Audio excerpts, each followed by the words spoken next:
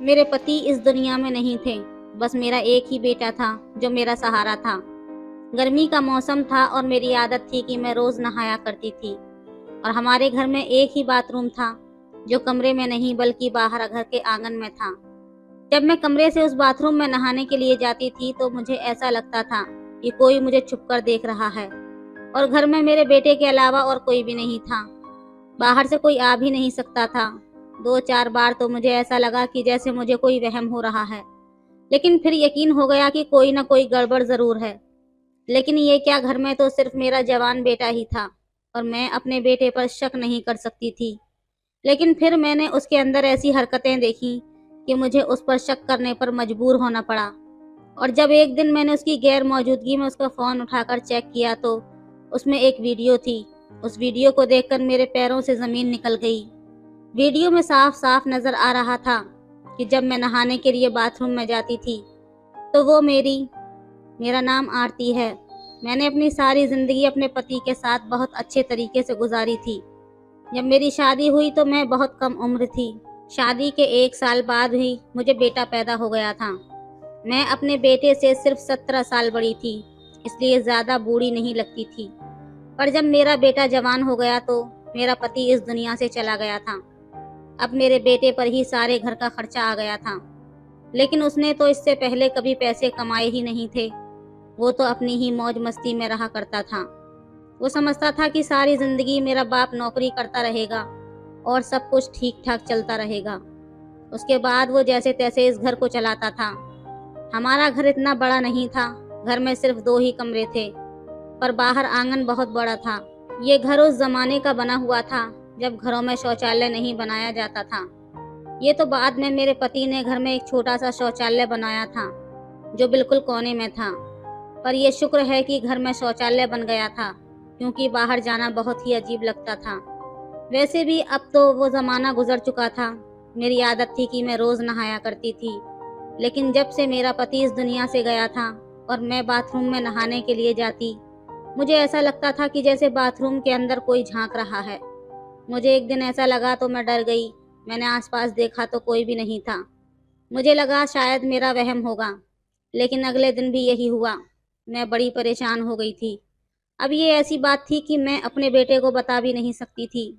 मेरा बेटा जवान था, उसका नाम राहुल था। वो बहुत ही ज़्यादा खूबसूरत था, लेकिन उसने कभी मेहनत नहीं की थी और आजकल उसे मेहनत करनी पड़ रही थी। इसलिए वो बहुत ज़्यादा चिड़चिड़ा हो गया था। मैंने उसे नहीं बताया। रात को वो खुद मेरे पास आकर बैठ गया और कहने लगा, मम्मी मैं बड़ा परेशान हूँ। सब कुछ कैसे होगा? हम तो 2 ही लोग हैं, लेकिन फिर भी इतने सारे खर्चे हैं। मुझे तो पता ही नहीं था कि पिताजी इतना सब कुछ करते थे। मैं तो समझता था कि ये सब कुछ बहुत आसान है। अभी तो शुक्र है कि घर अपना है। मैंने कहा, बेटा घर तो अपना है, लेकिन घर में भी बहुत सा काम है। अगर मरम्मत नहीं करवाई तो घर भी खराब हो जाएगा। वो अपना सर पकड़कर बैठ गया और कहने लगा कि अब क्या करें? वैसे मेरे पास एक आइडिया है। आप मेरी शादी करा दो और लड़की वालों से कुछ रुपये मांग लो। उन पैसों से हम अपना घर भी ठीक कर लेंगे और काम भी कर लेंगे, और मैं कोई कारोबार भी अच्छा सा कर लूँगा। मैंने जब अपने बेटे के मुंह से ये बात सुनी तो मैंने उसे कहा, मैंने तुझे कभी ये सब नहीं सिखाया। ऐसे लड़की वालों से पैसे लेना कोई अच्छी बात नहीं है। तेरे पिताजी ने मेरे माँ बाप से एक भी रुपया नहीं लिया था और तू इस तरह से बात कर रहा है। मैंने डांट दिया उसे और कहा, मुझे ये सब कुछ अच्छा नहीं लगता। मैंने तेरी तरबियत इस तरह से नहीं की कि तू इस तरह की बातें करे। किसी की बेटी को अपने घर लाना कोई आम बात नहीं होती। वो पूरी जीती जागती इंसान होती है, उसका ख्याल भी रखना होता है। तेरे पिताजी बहुत अच्छे इंसान थे। मैं तो चाहती हूँ कि तुम उनसे भी ज़्यादा अच्छा बनकर दिखाओ। और एक तू है कि अभी से ही लड़की के दहेज पर नज़र टिकाए बैठा है कि वो अपने साथ कुछ पैसे लाएगी तो मैं काम कर लूँगा। तू खुद क्यों मेहनत नहीं करता? मेरे बेटे को मेरी बात बहुत बुरी लगी। जाहिर है उसे बुरी लगनी है। वो कहने लगा, मम्मी खर्चे बहुत ज़्यादा हैं। मैं तो आपसे अपने दिल की बात कर रहा था। आपने तो मुझे इतना लंबा लेक्चर दे दिया। ठीक है, मत करवाओ मेरी शादी। मैंने कहा, तेरी शादी तब तक नहीं करवाऊंगी जब तक तू कोई पक्की नौकरी नहीं करेगा। वो इतना कहकर चला गया कि आजकल नौकरी नहीं मिलती, कोई ना कोई जुगाड़ ही करना पड़ता है। मैंने कहा, यह जुगाड़ क्या होता है? तो कहने लगा जुगाड़ का मतलब है शॉर्टकट से पैसा कमाना। मैंने कहा ऐसे कभी कुछ नहीं हासिल होता, मेहनत करनी पड़ती है। अगले दिन मेरे पास एक औरत आ गई जो कि मेरी मुंह बोली बहन बनी हुई थी, और मेरे बेटे को उसी ने गोद में पहली दफ़ा उठाया था जब वो पैदा हुआ था, क्योंकि वो एक दाई थी और आजकल वो रिश्ते वाली आंटी भी बनी हुई थी। उसने कहा राहुल को कुछ समझाती क्यों नहीं हो, ये जिन लोगों के साथ बैठता उठता है वो लोग बिल्कुल भी अच्छे नहीं हैं। पता है इसके दोस्त ने क्या किया है? तुझे बताऊंगी ना तो तू भी हैरान रह जाएगी, और मुझे लगता है कि तेरे बेटे ने भी यही सब किया होगा। मैंने कहा क्या मतलब? उसने कहा जो लोग इसके साथ ज़्यादा उठते बैठते हैं उनमें से 2 लड़कों ने एक लड़की के साथ। वो बोल ही रही थी कि मैं पहले ही समझ गई। मैंने कहा नहीं, तू झूठ बोल रही है। उसने कहा हाँ ऐसा ही हुआ है, और मैं क्यों झूठ बोलूंगी, सारे मोहल्ले को पता है। शुक्र कर कि तेरे बेटे पर अभी तक कोई बात नहीं आई। मैंने कहा मेरा बेटा ऐसा नहीं कर सकता। उसने कहा ये तो मुझे भी पता है कि राहुल ऐसा नहीं कर सकता, लेकिन जब ऐसे बुरे बुरे लोगों के साथ रहेगा तो वो कल को कुछ न कुछ जरूर कर गुजरेगा, और नहीं भी किया तो वो लोग इस पर इल्जाम लगाकर बीच में से बच जाएंगे। वो सब तो बहुत अमीर हैं और हम गरीबों का क्या है। उसकी बात बिल्कुल ठीक थी। इस तरह के मामले में अमीर लोग बच जाते हैं और गरीबों को पुलिस पकड़ कर ले जाती है। लगता है इसी वजह से मेरा बेटा ऐसी बातें कर रहा था, कहता था जुगाड़ करेगा। ये जुगाड़ क्या होता है? उसने इस तरह की बातें कहाँ से सीख ली थी? मुझे ये सब कुछ बिल्कुल पसंद नहीं था। सुबह सुबह मैं नहाने के लिए बाथरूम में गई तो नहाते हुए मुझे ऐसा लगा कि जैसे मेरे आसपास कोई खड़ा है। मैंने अपने मुंह पर साबुन लगा रखा था, इसलिए मैंने आंखें नहीं खोली। लेकिन आज तो हद ही हो गई। मुझे किसी की सांसों की आवाज़ आई, जैसे कोई सांस ले रहा हो। मैं घबरा गई और जल्दी जल्दी कपड़े पहनकर बाहर निकली। जैसे ही बाहर निकली सामने मेरा बेटा खड़ा था। ऐसा लग रहा था कि कहीं से भाग कर आया है। कहने लगा क्या हुआ मम्मी, परेशान लग रही हो? मैंने कहा मुझसे ज़्यादा तो तू परेशान लग रहा है, क्या हुआ है? तो उसने कहा नहीं ऐसा तो कुछ भी नहीं है, आप बताओ क्या हो गया है। मैं उसे क्या बताती, और मैंने उससे पूछा जब तू बाहर से आया तो तूने यहाँ से किसी को निकलते हुए देखा है क्या? वो कहने लगा इस बात का क्या मतलब है? क्या घर में कोई आदमी आया था? क्या इस घर में आदमी आने का मतलब समझती हैं आप? अगर ऐसा है तो मैं उसे जिंदा नहीं छोड़ूंगा। मैंने कहा पहले पूरी बात तो सुन ले। मैंने उसे कहा कि मुझे ऐसा लगा कि जैसे कोई आसपास खड़ा है।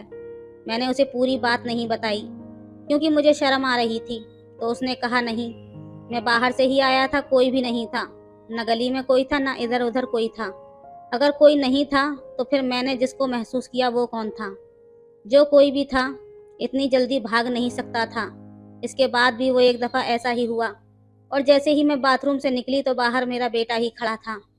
ऐसा क्यों होता था कि मुझे साफ महसूस होता था कि कोई मुझे देख रहा है, और फिर बाहर मेरा बेटा ही खड़ा होता था। इस घर में मेरे बेटे के अलावा और कोई भी नहीं था, पर मेरा बेटा ऐसा कैसे कर सकता था? मुझे ऐसा लगता था कि जब मैं नहाती हूँ तो कोई मुझे देखता है, लेकिन मेरा बेटा ऐसा क्यों करेगा? वो तो मेरा अपना बेटा था। मेरे दिमाग में ये बात तब तक नहीं आई जब तक मेरी दोस्त ने एक कहानी नहीं सुना दी। वो यही कहती थी कि उसके पास सारे मोहल्ले की खबर रहती थी। एक दिन मेरे पास आई और कहने लगी तुझे पता है वो जो सरला है ना, उसकी 18 साल की जो बेटी है माया, उसकी वीडियो वायरल हो गई है। मैंने कहा कैसी वीडियो? तो कहने लगी वही वीडियो जैसी आजकल वायरल होती हैं, जो धूम मचा देती हैं। मैंने कहा ये तो बड़ी बुरी बात हुई, वीडियो किसने वायरल कर दी? तो वो कहने लगी अगर तुझे बताऊंगी ना कि उसकी वीडियो किसने वायरल की है तो तू भी पागल हो जाएगी। मैंने कहा बताओ तो। उसने मुझे एक ऐसी बात बताई कि मैं हैरान रह गई। सोचने लगी कि ये समाज किस तरफ जा रहा है। उसने कहा उसकी वीडियो उसके पति ने वायरल की है और दोनों आपस में मिले हुए हैं। वीडियो बेची है उन्होंने लाखों रुपए के लिए। कह रहे थे कि कुछ दिन बाद लोग भूल जाएंगे, हमसे कोई पूछेगा तो हम कह देंगे कि वीडियो नकली है। मैंने कहा इतनी अंदर की बात तुझे कैसे पता चल गई? वो कहने लगी ये छोड़, ये अंदर की बात है या बाहर की, लेकिन ये देख कि किस तरह की हरकतें हो रही हैं आजकल। एक पति अपनी पत्नी की वीडियो को वायरल कर रहा है सिर्फ पैसे कमाने के लिए। तुझे नहीं लगता कि ये समाज पता नहीं किस तरफ जा रहा है? हमें तो अपने बच्चों को संभाल कर रखना चाहिए। उसकी एक जवान बेटी थी जिसकी शादी वो मेरे बेटे राहुल से करवाना चाहती थी। लेकिन वो ये भी कहती थी कि पहले अपने बेटे का कोई पक्का काम करवा दो। उसकी बेटी का नाम रूपाली था और मुझे भी वो बहुत अच्छी लगती थी। मैंने एक दफ़ा अपने बेटे से बात की थी तो उसने कहा था कि लड़की तो बुरी नहीं है, लेकिन ये जो आप कह रही हो कि उसकी माँ ने शर्त रखी है, मुझे इस तरह की हरकतें पसंद नहीं। वो भी तो हमारी तरह गरीब है, किसी अमीर घर से बेटी लेकर आनी चाहिए। मैं उसे मना करती थी कि ऐसी बातें ना किया कर, गरीबों के घर में गरीबों की बेटी ही रहती हैं, अमीरों की बेटियां गरीबों के घर में गुजारा नहीं करती। मुझे एक बात की समझ नहीं आती थी कि मेरा बेटा इतना लालची कब से हो गया था। उसके दिमाग में ऐसी बातें क्यों आती थी कि लड़की आएगी तो साथ में पैसे लेकर आएगी। मैंने किसी गरीब की बेटी से शादी नहीं करनी। मैंने उससे कहा कि तुम कोई अच्छी सी नौकरी तलाश कर दो तो मैं तुम्हारी शादी रूपाली से करा दूंगी, लेकिन ज्यादा वक्त नहीं लगा सकते हो क्योंकि वो भी जवान है और तुम भी, और लड़कियों की शादी जल्दी करवा देनी चाहिए। उसकी माँ उसकी जल्दी शादी करवाना चाहती थी। अब तो तेरे पिताजी भी इस दुनिया से चले गए, अब तुझे ही सब कुछ करना है, तो अच्छा है ना कि कोई नौकरी कर ले। मेरा बेटा कहने लगा, नौकरी नहीं मिली है, लेकिन एक काम मिला है जिसमें बहुत सारे पैसे हैं, पर काम थोड़ा गलत है। मैंने कहा, क्या मतलब? कौन सा काम है और तू ऐसे क्यों कह रहा है कि थोड़ा गलत है? ये थोड़ा गलत का क्या मतलब होता है? जो गलत होता है वो पूरी तरह से गलत होता है। मेरे बेटे ने कहा, मम्मी आपको बताकर तो मैं पछता रहा हूँ, ऐसी बात नहीं है, बाद में आपको बताऊंगा। और वो ये सब कहकर कहीं चला गया। मैं सोचती रही कि क्या बात कर रहा था, मेरा तो दिल बैठ गया, क्योंकि आजकल जिस तरह की हरकतें हो रही थी, किसी भी जवान लड़के या लड़की को अपनी बातों में फंसाना कोई बड़ी बात नहीं थी।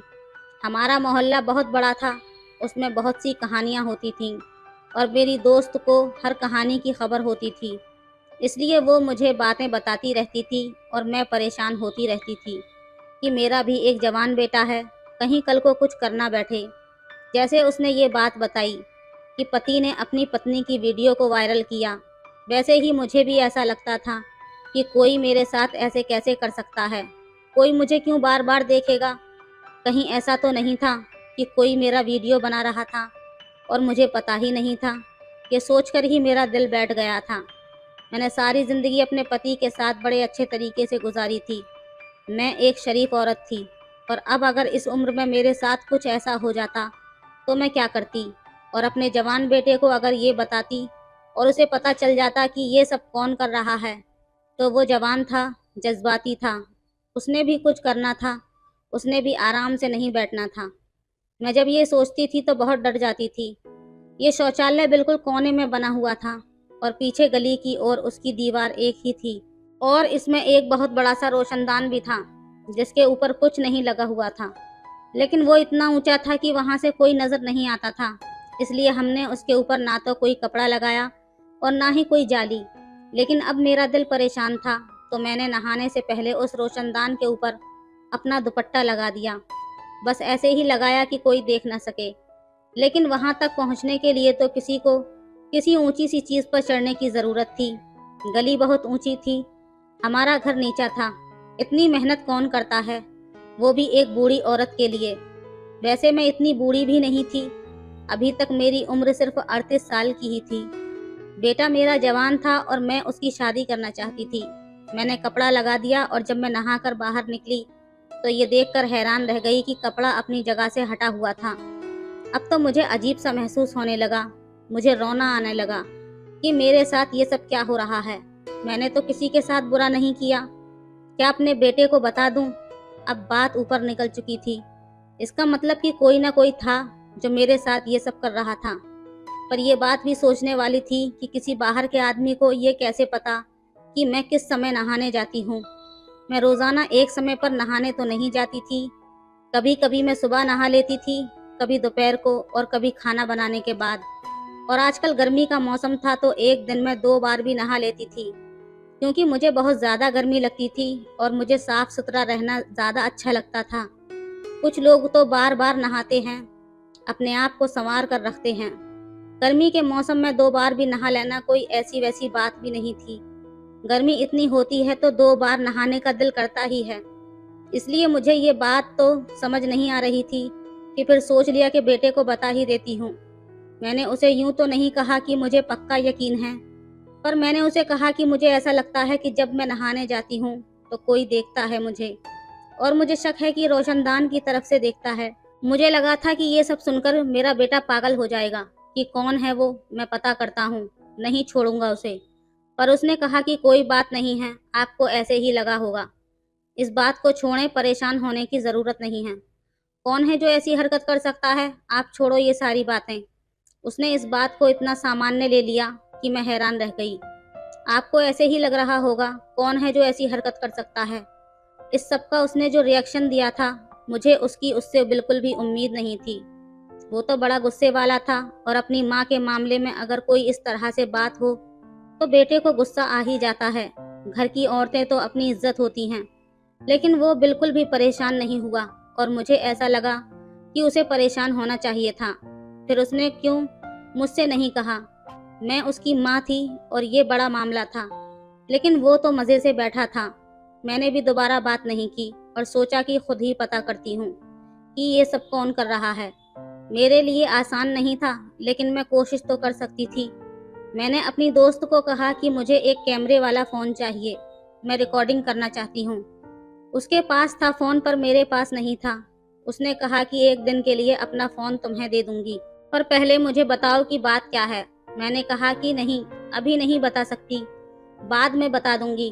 मैं उस फ़ोन को बाथरूम में रखना चाहती थी और रोशनदान की तरफ कैमरे का मुंह करके देखना चाहती थी कि मुझे बाहर से कौन देखता है। मुझे ऐसा लग रहा था कि मैंने बहुत अच्छा आइडिया सोचा था। इससे ज़्यादा अच्छा आइडिया हो ही नहीं सकता। रिकॉर्डिंग भी हो जाती और वीडियो भी बन जाती, और पता भी चल जाता कि हरकत कौन कर रहा है, और मेरे पास सबूत भी आ जाता। मैंने अपनी दोस्त से फ़ोन लिया और ऐसी जगह पर रखा, रोशनदान की तरफ कैमरे का मुंह करके रिकॉर्डिंग हो गई। मैंने रिकॉर्डिंग भी कर ली, और जब रिकॉर्डिंग देखी तो हैरान रह गई, क्योंकि रिकॉर्डिंग ठीक से नहीं हो पाई थी। शायद उसका कैमरा ख़राब था।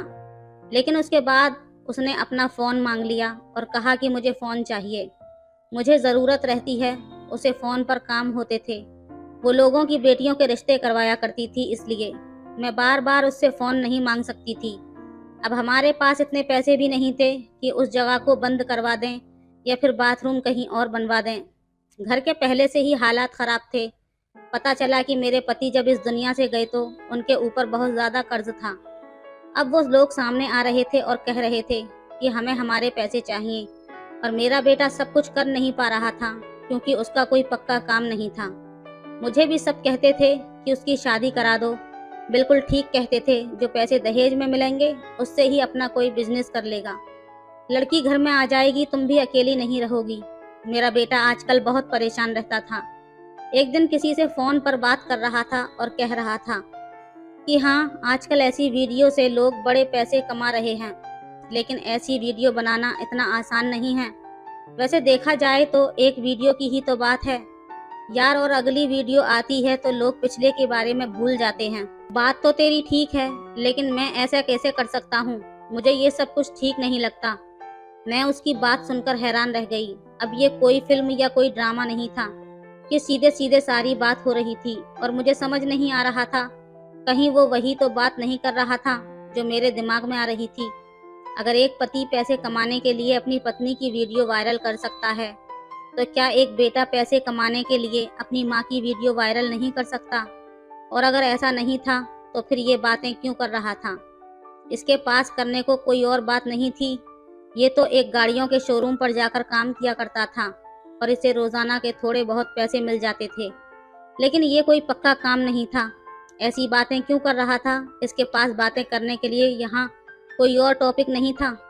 जैसे उसने फ़ोन बंद किया, मैं उसके पास गई और मैंने उससे कहा, किससे बातें कर रहे थे? किसकी वीडियो बनाओगे और वायरल करोगे? तुम भी उस आदमी की तरह करोगे क्या, जिसने अपनी बीवी की वीडियो वायरल कर दी?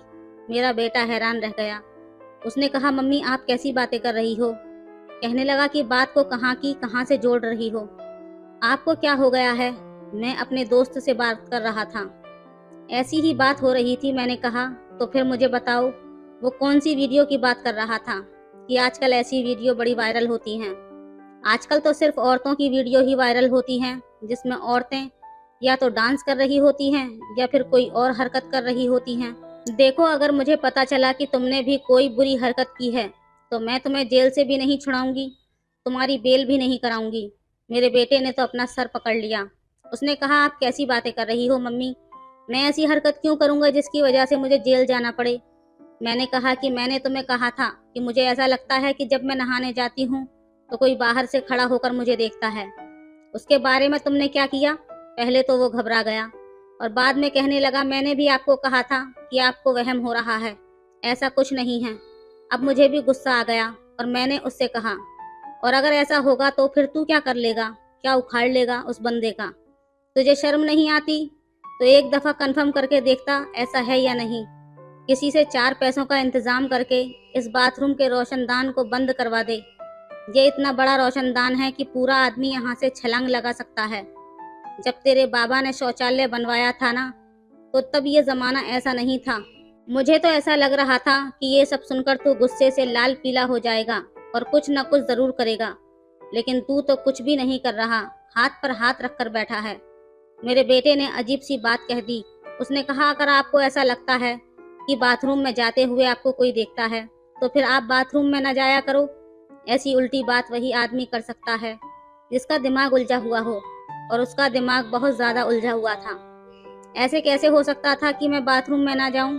गर्मी का मौसम था, क्या मैं नहाती भी नहीं? मुझे तो नहाने का शौक था, साफ सुथरा रहने की आदत थी।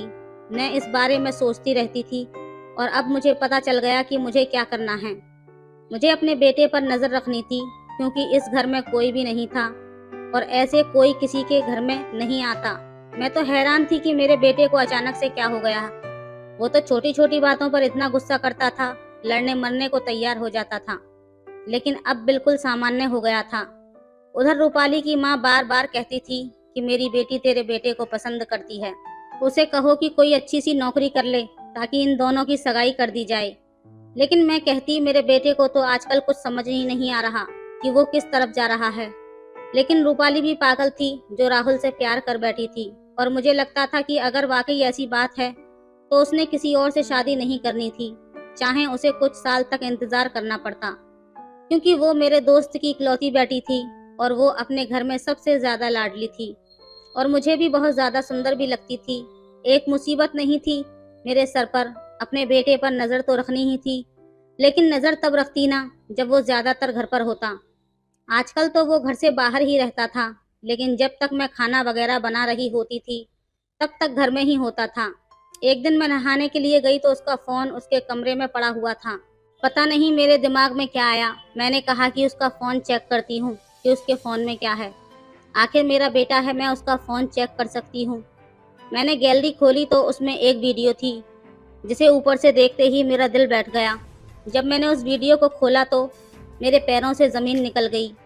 ये वीडियो बाथरूम की थी और साफ नजर आ रहा था कि उस वीडियो में क्या हो रहा था।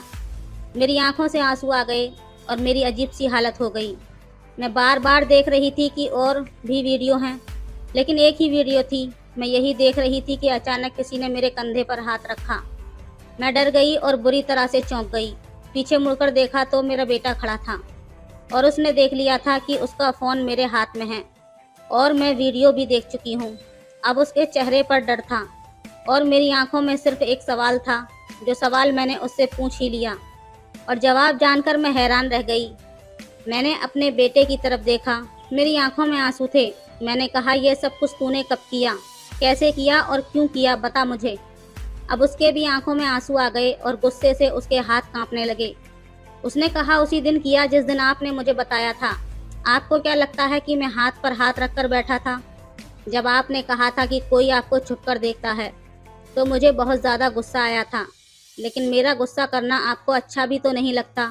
आप परेशान हो जाती और डर जाती, इसलिए मैंने सोच लिया था कि आपको कुछ नहीं बताऊंगा, लेकिन जो कोई भी ये सब कुछ कर रहा है उसे पकड़कर ही रहूंगा। इसलिए मैंने पहले ही एक छोटा कैमरा रोशनदान पर लगा दिया था जिसका मुंह दूसरी तरफ था। उसमें आप तो दिखाई नहीं दी, लेकिन बाहर का दिखाई दे सकता था। वो हमारे मोहल्ले का ही लड़का है और उसी गली में खड़ा होता है। जैसे ही उसे पानी गिरने की आवाज़ आती है वो समझ जाता है कि कोई न कोई अंदर आ गया और अंदर झांकने की कोशिश करता है। मैंने उसका नाम और घर का पता भी मालूम कर लिया है। दिल तो करता था कि सीधा उसके घर जाऊं और वहीं पर जाकर उसे गोली मार दूं, लेकिन अपने दोस्त से बात की तो उसने कहा कि इस तरह करने से कुछ नहीं होगा। हो सकता है उसने तुम्हारी माँ की कोई वीडियो बनाई हो जो उसके पास हो। पहले हमें उसे वीडियो निकलवानी होगी। उसी से बात कर रहा था। यही वो कह रहा था कि आजकल ऐसी वीडियो बिकती हैं। जब आपने मेरी बात सुन ली थी, मैंने मोहल्ले के कुछ लोगों से बात की है और हम उसे रंगों हाथों पकड़ना चाहते हैं। हम ऐसा करेंगे कि उसे ये लगेगा कि कोई बाथरूम में आ गया और नहाने लगा है, और जैसे ही वो अंदर की तरफ झांकने लगेगा उसे रंगे हाथों पकड़ लेंगे। अगर वैसे उसे कहेंगे कि तुम ये सब कुछ क्यों करते हो, तो वो कभी भी नहीं मानेगा। लेकिन जब उसे रंगों हाथों पकड़ लेंगे तो वो सारे मोहल्ले के सामने पकड़ा जाएगा और उसके बाद कोई भी उसका साथ नहीं देगा।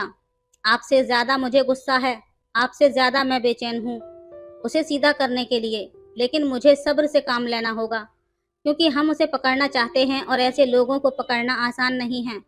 आपको पता है, आपने कहा था कि एक लड़की की वीडियो वायरल हुई है, वो भी इसी ने की थी, लेकिन उसका इल्जाम उसके पति पर लगा दिया था। कौन सा पति ऐसा कर सकता है, ये तो सोचने की बात है। लेकिन मोहल्ले वालों को बोलने के लिए जब कोई बात नहीं मिल जाती तो वो उसे बात की कहानी बना लेते हैं और फिर आगे पीछे का कुछ नहीं सोचते। ये लड़का हमारे पूरे मोहल्ले का सबसे ज्यादा बिगड़ा हुआ लड़का है और इसने और भी बहुत सी लड़कियों को जलील करके रखा हुआ है। कभी लड़कियों को छेड़ता है तो कभी कुछ, लेकिन अब मेरे हाथों से नहीं बचेगा। मैं दिल ही दिल में सोचने लगी कि मैंने अपने बेटे को कितना गलत समझा था, पर मैंने भी बात नहीं बताई। वो मेरा अपना बेटा था, कोई गैर नहीं। तो फिर मेरे साथ ऐसा कैसे कर सकता था? पर मैं भी क्या करती। आजकल ये समाज किस तरफ जा रहा है, ये हम सभी जानते हैं। पर मुझे अपने ऊपर बहुत गुस्सा आ रहा था। उसके बाद मेरे बेटे ने ऐसा ही किया। उसने बकायदा प्लान बनाया और जैसे ही वो लड़का दूसरी तरफ से रोशनदान के ऊपर ध्यान देने लगा, मेरे बेटे ने फौरन उसे पकड़ लिया। मोहल्ले के लोगों ने उसे देख लिया था। उसके बाद सब ने मिलकर उसकी पिटाई लगाई और फिर पुलिस के हवाले कर दिया। उसका मोबाइल वगैरह सब कुछ ले लिया था, लेकिन पता चला कि कोई वीडियो नहीं थी, लेकिन और बहुत सी लड़कियों की वीडियो बनाई गई थी।